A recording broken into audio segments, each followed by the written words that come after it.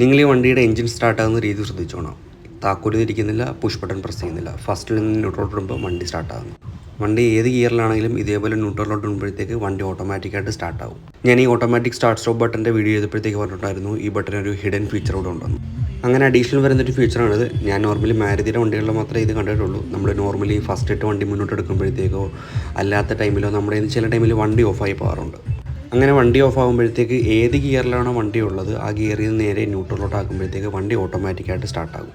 നല്ല ട്രാഫിക്കുള്ള സ്ഥലങ്ങളിൽ കിടക്കുമ്പോഴത്തേക്കും high റേഞ്ചിലൊക്കെ travel ചെയ്യുന്ന ടൈമിൽ സ്വാഭാവികമായിട്ട് നമ്മുടെ ഇന്ന് വണ്ടി ഓഫായി പോകാം. അങ്ങനെയുള്ള ടൈമിൽ രണ്ടാമത് വണ്ടി സ്റ്റാർട്ട് ചെയ്യുമ്പോഴത്തേക്ക് ചില ആളുകൾ പാനിക്കായിട്ട് പുഷ് ബട്ടൺ സ്റ്റാർട്ട് ചെയ്യുമ്പോഴത്തേക്കും കീ തിരിക്കുമ്പോഴത്തേക്ക് വണ്ടി സ്റ്റാർട്ടാകാതെ ഫുള്ളായി ഓഫായി പോകുന്ന സിറ്റുവേഷനെ കണ്ടിട്ടുണ്ട്.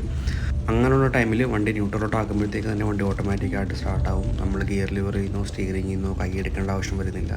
സോ സ്മൂത്തായിട്ട് നമുക്ക് വണ്ടി എടുത്തുകൊണ്ട് പോകാൻ പറ്റും.